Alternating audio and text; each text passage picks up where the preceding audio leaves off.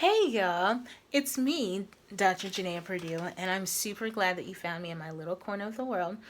I am the curator, or whatever you want to call it, for Melanated Stamps on Instagram, and I am doing book reviews. For the last 2.5 years, I have been reading almost exclusively Black books by Black authors, and it's been an incredible journey. I've read probably about 50 or 60 different ones over the last couple years, maybe 70, I don't know. But I didn't really want to share that part of my journey because it was deeply personal to me. But now I'm at a season of my life where like I'm able to share because it's not so near and dear to my heart. I encourage you to read with me. But even if you're not going to read the books that I'm reading currently, read Black authors, especially now because of the shenanigans in America, because it's just, like America's just doing too much. It really helps to reframe the what we are seeing right now. So yeah, I am a slow reader and I am really working on having reading be a daily part of my what I do. So with that being said, read about 2 books a month. Not a lot, but it's not a little, and it's better than zero. And I encourage you to join me. So this book I just finished, and it was absolutely mind blowing. I have so much commentary on it, and I don't want to like talk about it for forever and ever because it's a lot. Um, but this book I feel needs to be read by every person who is currently sitting in a pew or hipster church, like the individual seats of hipster church, today. If you are going to a white church today, you need to read this book in order to understand what is happening in the world, what is happening within the church, and the true impact of the church. Because I think, actually, I know for sure that there's a massive disconnect. And we need to talk about it. So, let's dig in. The book is called The Color of Compromise: The Truth About the American Church's Complicity in Racism. I've been seeing, oh, sorry, y'all. The book is by Jamar Tisby. It's a national or New York Times bestseller. USA Today and Wall Street Journal, all of them was like, y'all need to read this book.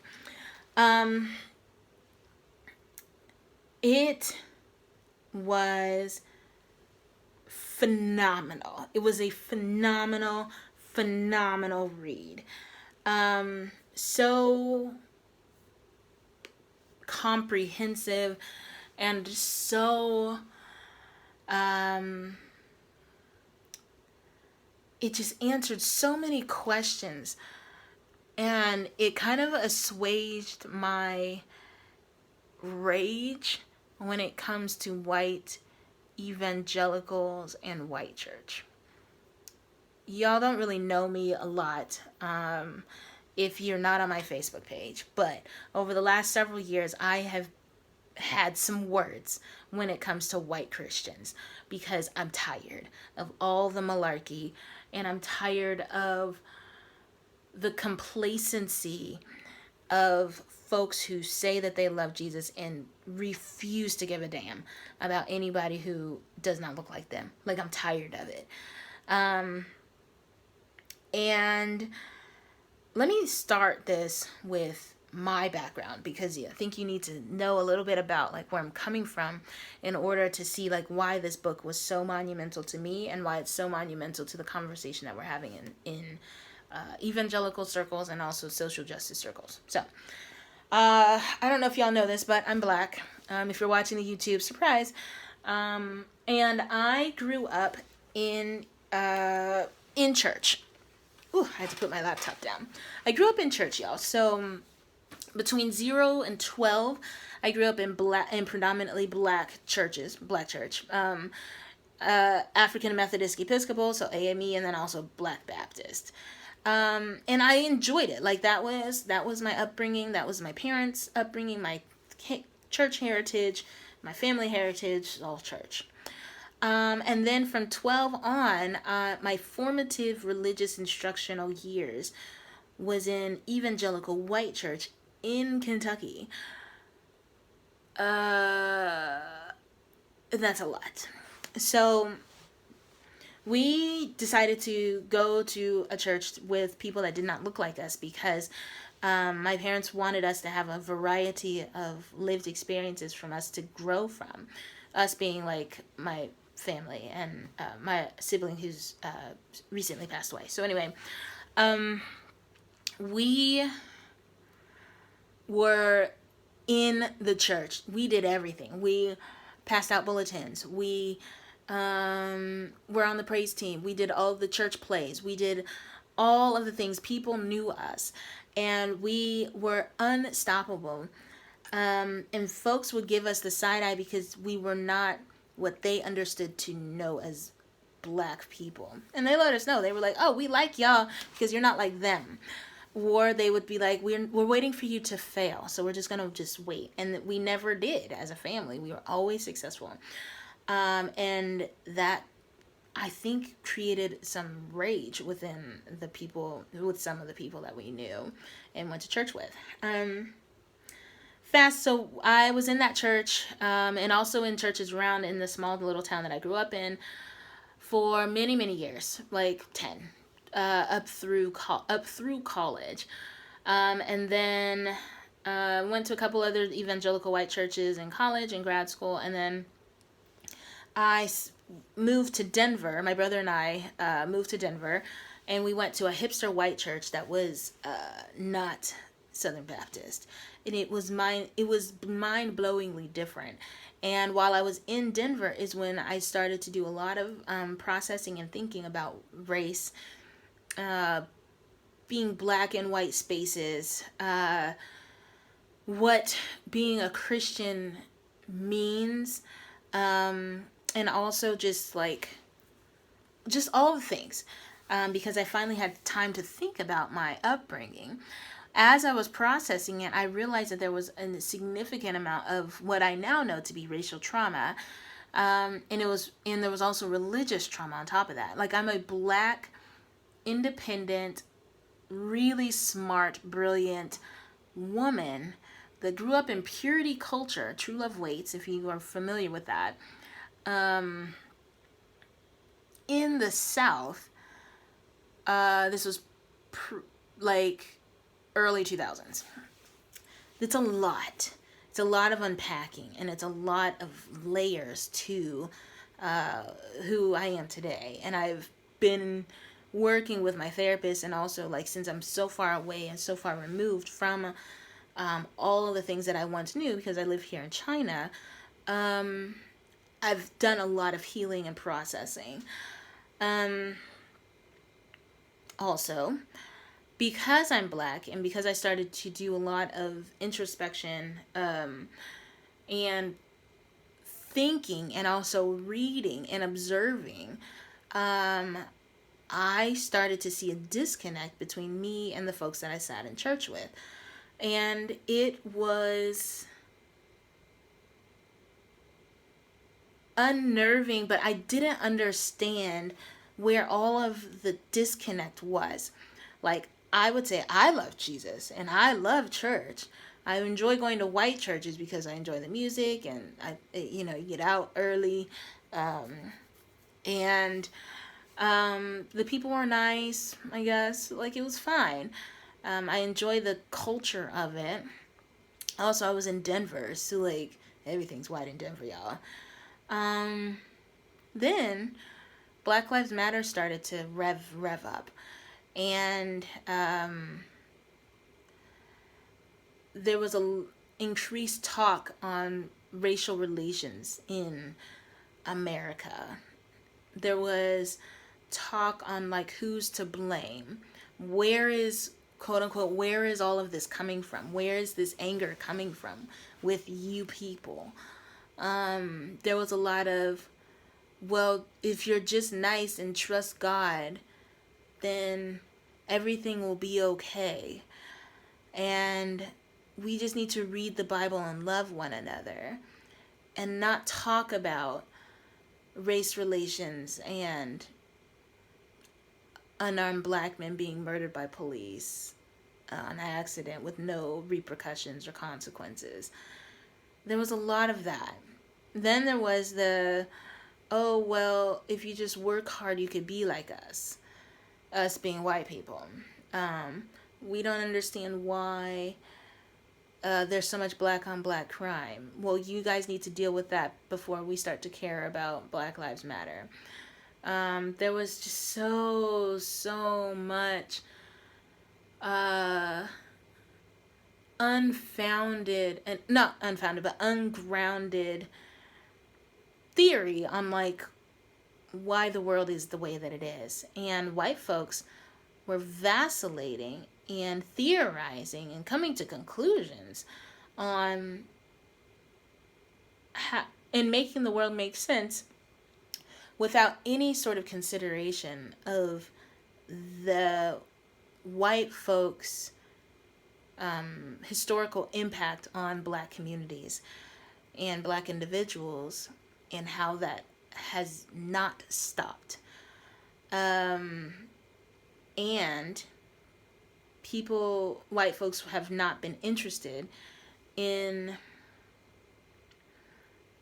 holding each other accountable for the things that they say and do, intentionally or not intentionally, and also acknowledging that they have a significant amount of privilege and access to things that black folks have not historically and currently have access to and privilege with.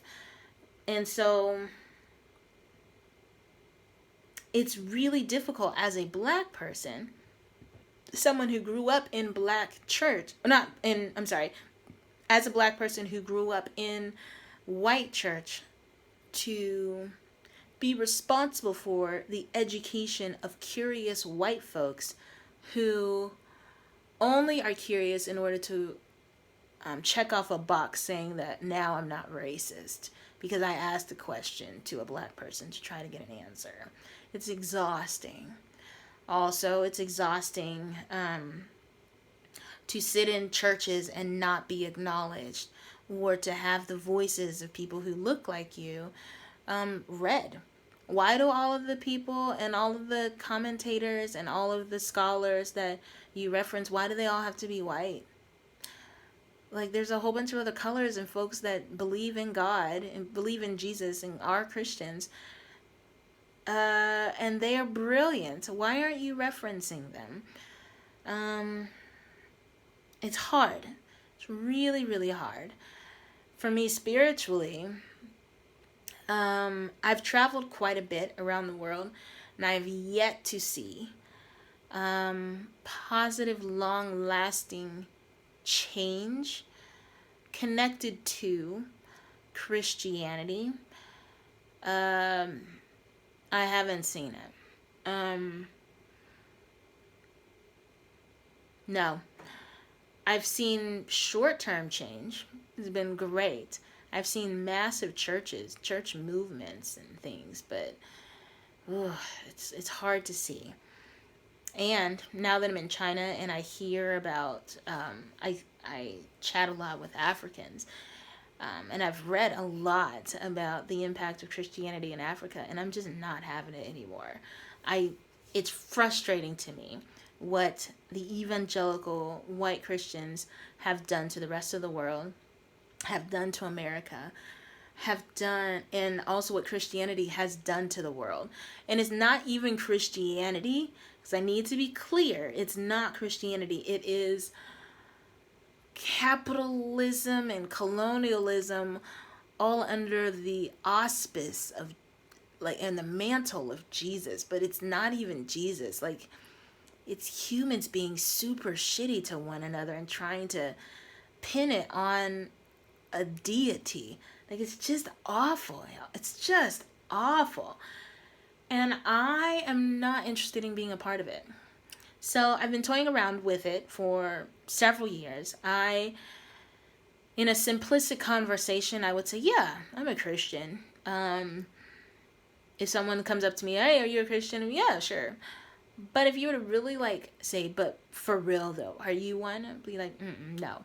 I am a Jesus follower. I still think that Jesus is who he says he is.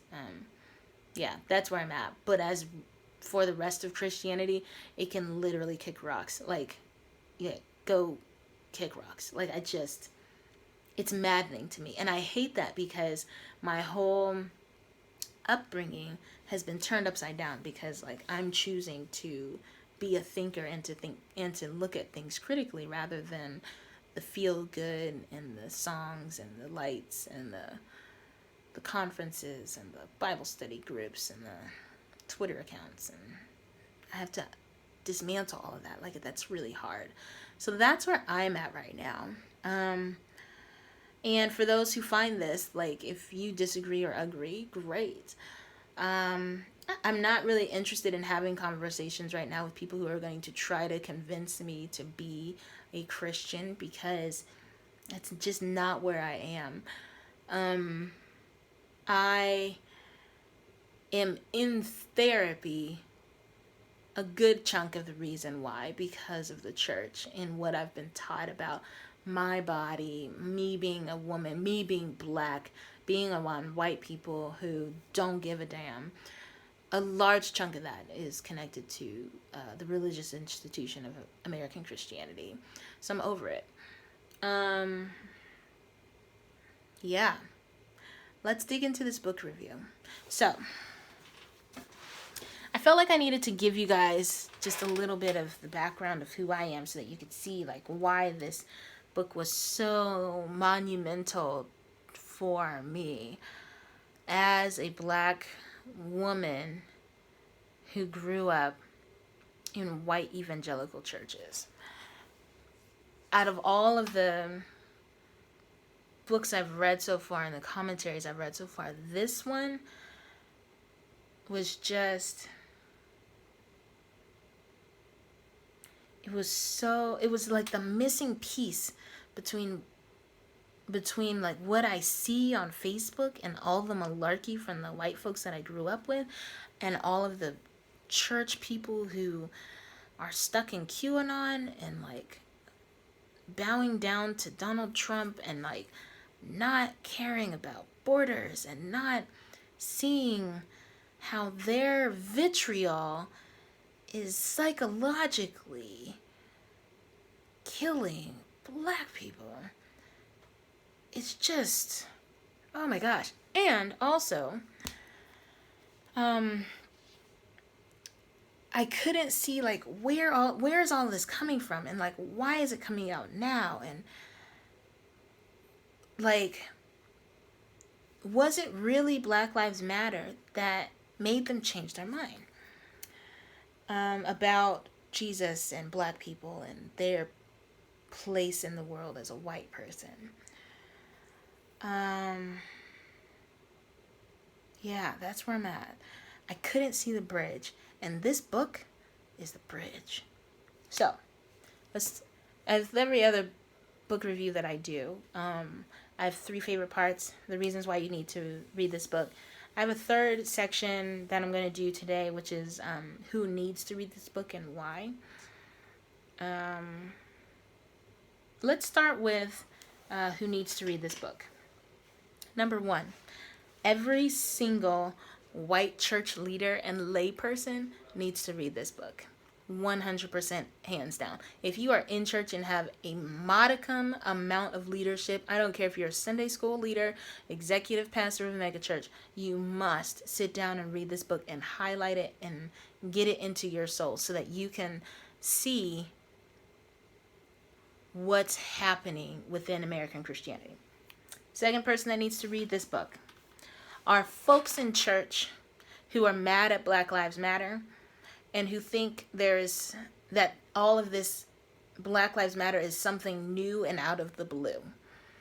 I've seen a lot of white folks on social media who are just like, I just don't understand why the black people are angry right now. If we would just love each other, everything would be just fine. Um, it wasn't like this several years ago. I get that a lot too with people that I know. They're like, oh, but Janaea has changed. She used to not talk about race. And I don't understand why everything's always about black people now. If that's you and you're in church, you need to read this book.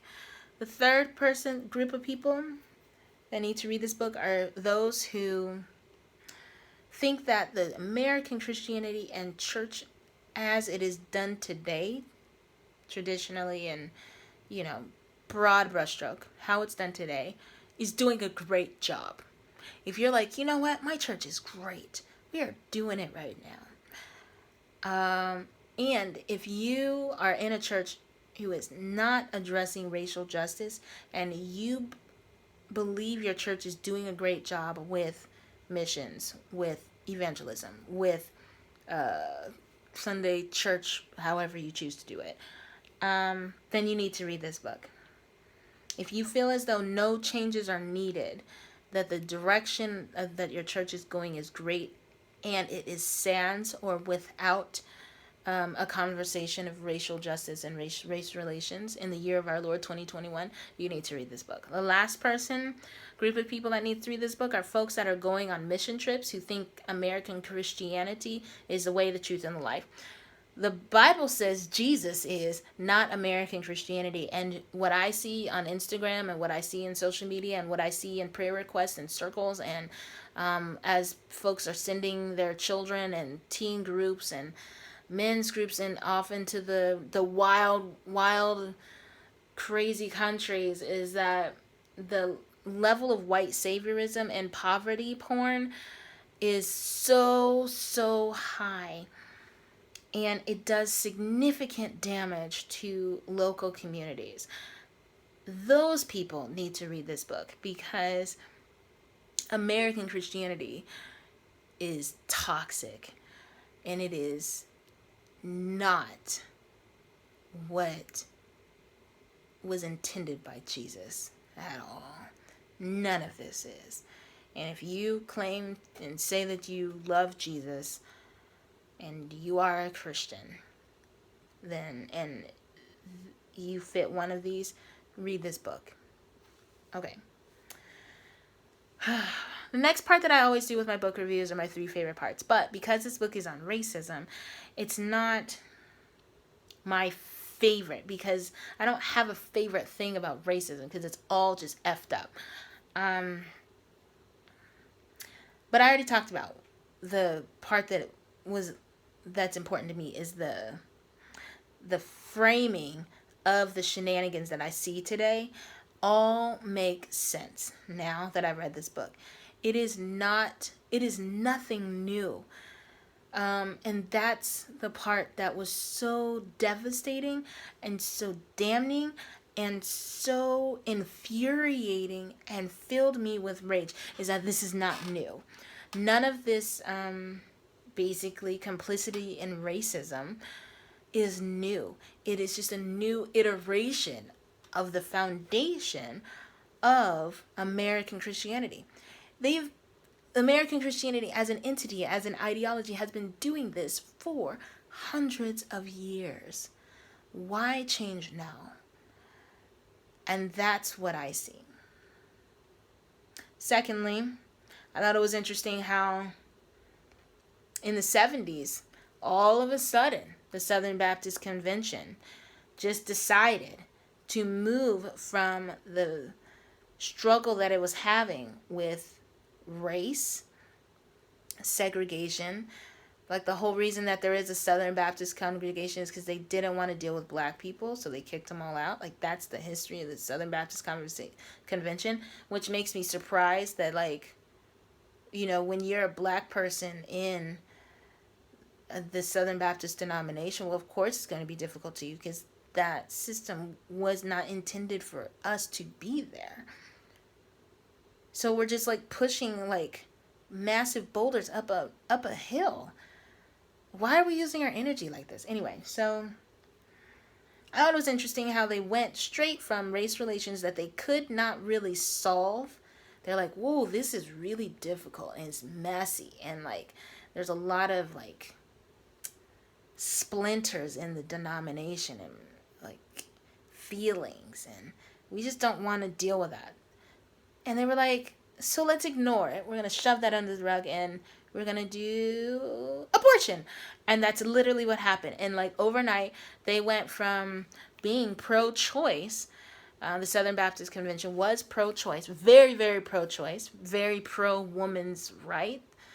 Barely women's rights because, you know, women in churches, it's not really a thing. But very pro-choice to being pro-quote-unquote life, or what's more appropriate is pro-birth. And then they just ran with it. And they were just like, abortion, abortion, abortion. And ignore this whole race thing because we can't solve that one. But what we can do is solve abortion. And that really hasn't changed in the last 40 years. All right. Reasons to read this book. It gives you a specific what now. If you are a white person or black person who actually gives a damn as of today, you're like, wow, I see that all of this is bad. I've been reading, I've been thinking, I've been asking questions. What do I do now? This book had a whole chapter on what to do now that you see the complicity in racism that American white evangelical churches have. So read that so that you can see that it's not just rage without an answer. It's like rage and also go do this to fix it.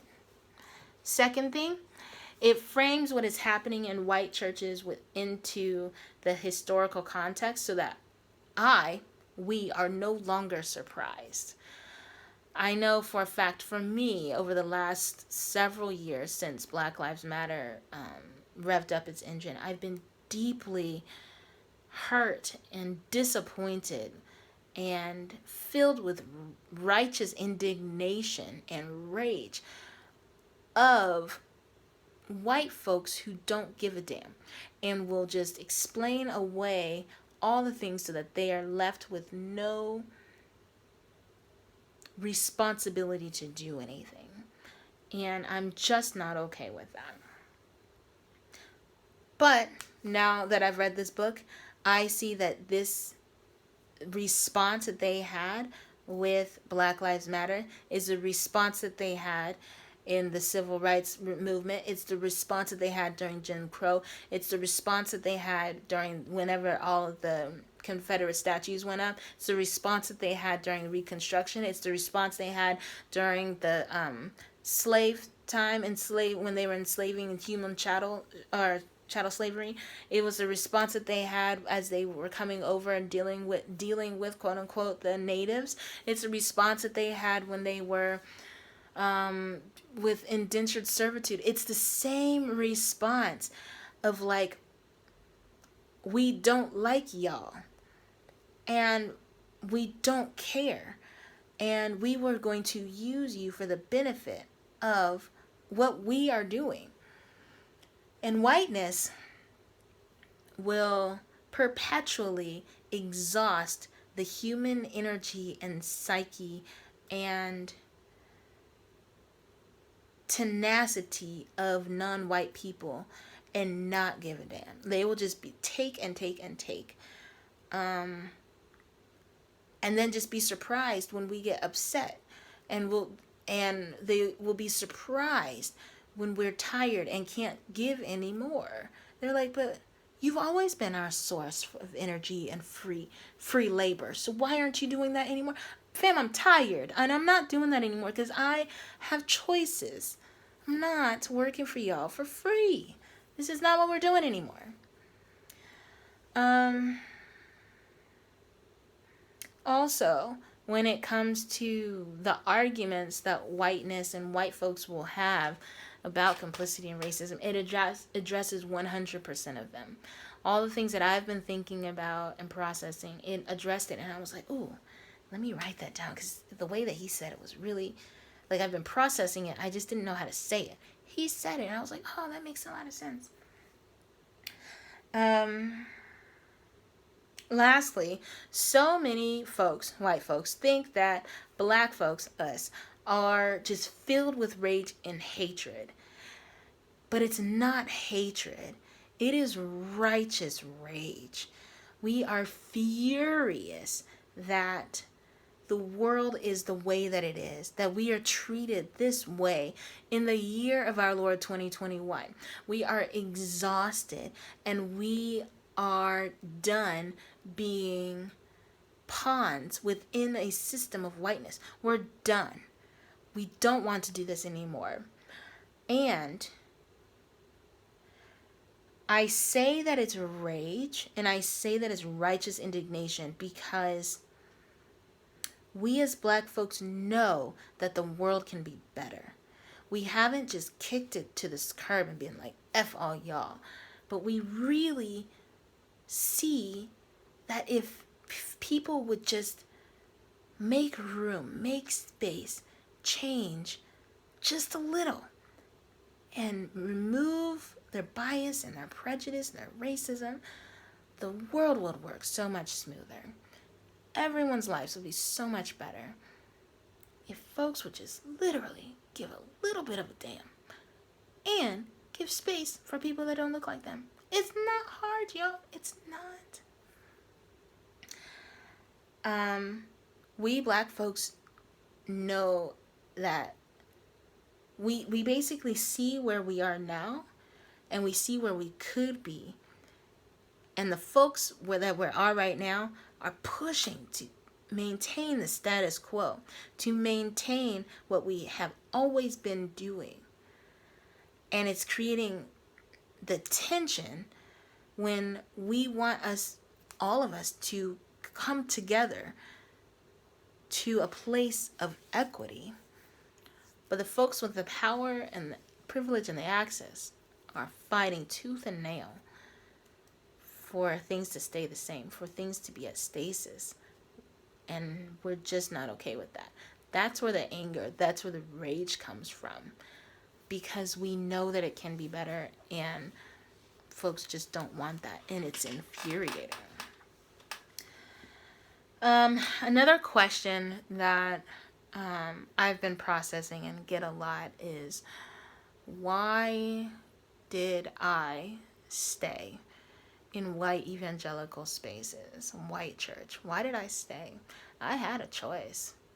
I love black church. I think it's so fun. It's like candy a lot of times. And I'm not going to talk about like the elements of black church, because that'll be another book later that I'll process that one in.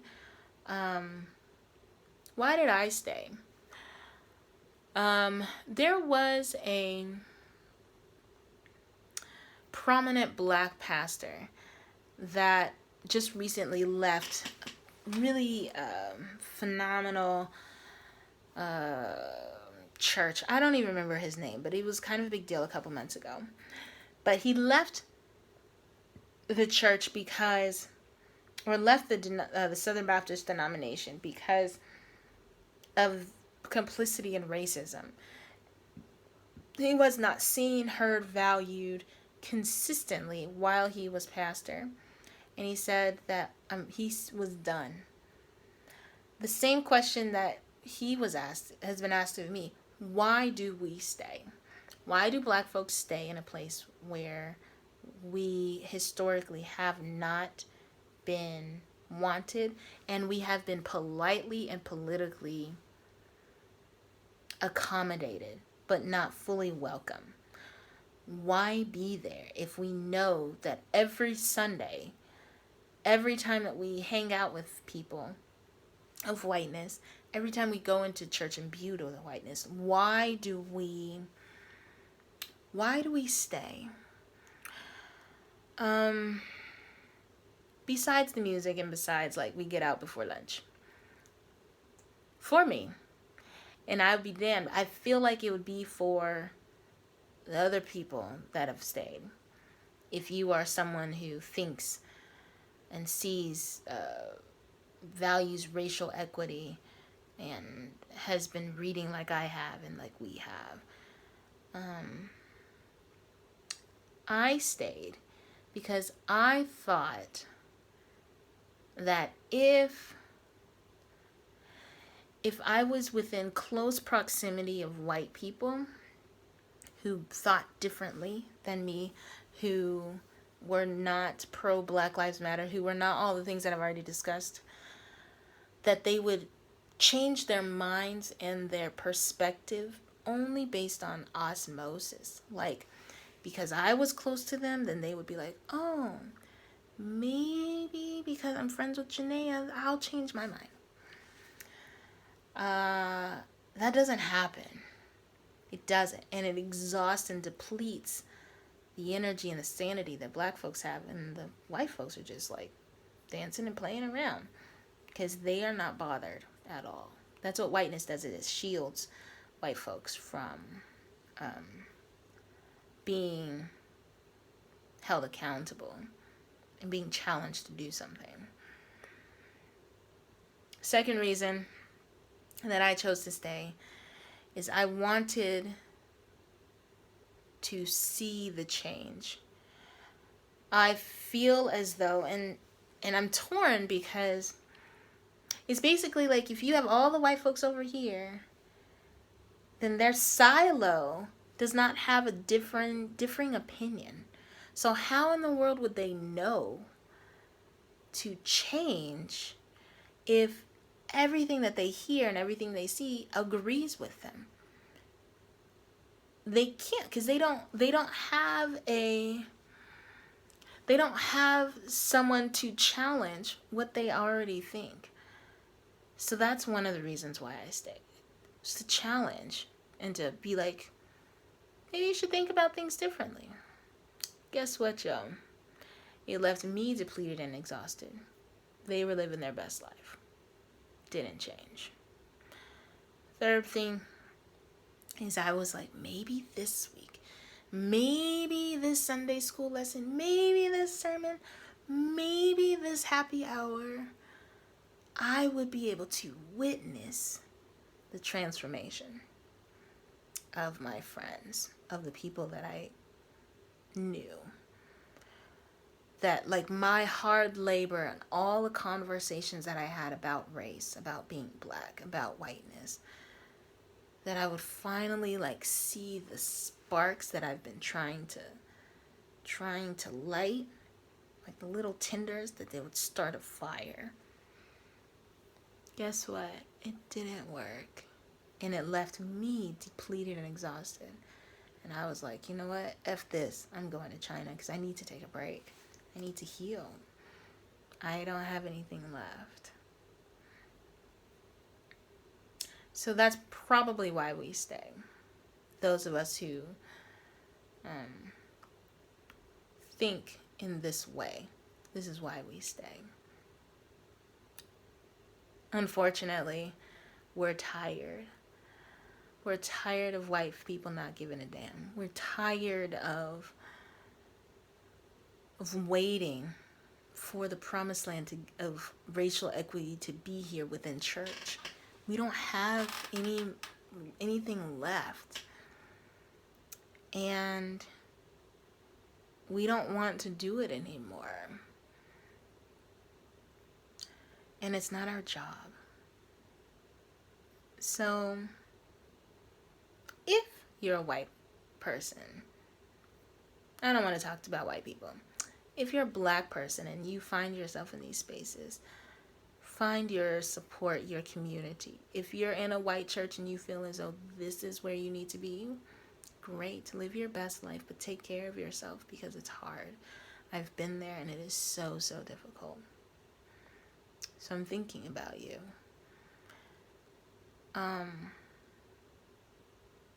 Know that being a missionary for racial equity within white church, within white spaces, within the context of whiteness, it's so hard.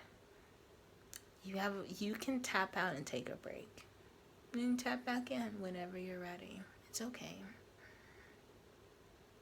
For white folks, you need to start giving a damn. You have to start reading. You have to start processing, thinking about, and learning and doing, because it is the year of our Lord 2021, and I be damned if this malarkey continues for more decades, because y'all have already had 25, 30 decades of this. It's just too much. But based on what I see, the silos are becoming thicker and thicker and more populated, and I don't necessarily think that the American church can sustain. I don't, not sustain. I don't think that the American church and the white evangelical spaces will be able to continue in this way with the hope and intent of making a positive impact with the world and with America, because people see the hypocrisy and don't want to have anything to do with the church anymore. I, for one, am one of them. I cannot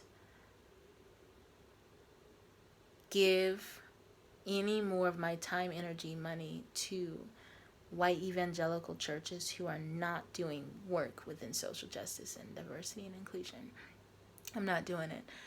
Whenever I go, if and when I go back to the States for short term and long term, I'll be asking questions. Where's this money going? What are y'all doing? Where are the black people? Who is on the executive boards? I have questions because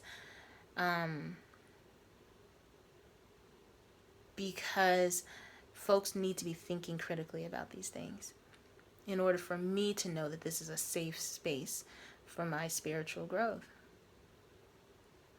Lastly, if you're a pastor and you are not asking these questions and you are not leading your flock in the year of our Lord 2021, and you regarding racial equity and justice, why are you preaching?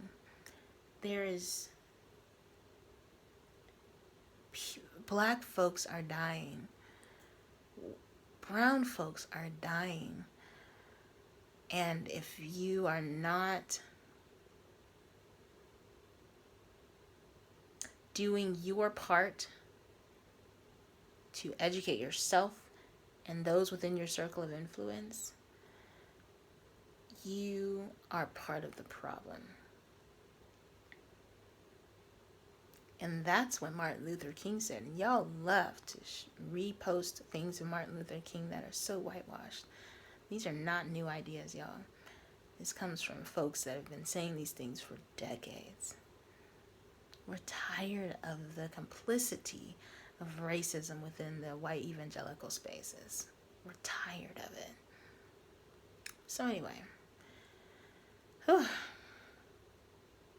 got everything off my chest.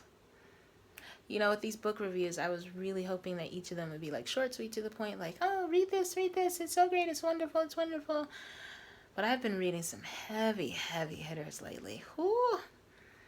And my whole spirit is wrecked. And this one hit me deep and hard, and I really had to get into some weeds to talk about this one. And I really hope that like you spend time and to think about it, because I, for one, am not just gonna have one-on-one conversations with every white person who has just a quick question when it comes to race, because my mental health needs to be prioritized. So these things, this is like listening to podcasts and listening to us talking is the best way for you to get a frame of reference that you are not familiar with and that you don't have yet. Because this is me giving you information for free. This is me within my power, my circle of influence, sharing. So y'all don't have to ask me individually. I'm 100% done with being like, to give you this Black Studies 101 class for free whenever people just have a quick question. There are entirely too many resources. There's entirely too many folks that do this professionally for you to ask your one Black friend your questions. It's the year of our Lord 2021. Y'all need to stop that today. So, whew, that was a lot, but I feel so much better. I really hope that you take time to think about what I've shared. If you have thoughts or an experience regarding being a Black person in white evangelical American Christianity churches, feel free to drop a line and to share your thoughts. If you have read this book or a book similar to it and want to share your thoughts, 100% welcome. What is not welcome are comments about what I've already talked about, because it's addressed in this book and it's addressed in my podcast. Do not come in my inbox talking about, well, if you just didn't think about race, then everything would be fine. That's the whole reason why we are in this situation, is because of people who think that by not talking about it, the race problem goes away. Us Black folks are here to stay. We are not the race problem. Whiteness is the race problem, not us. Y'all need to get it together.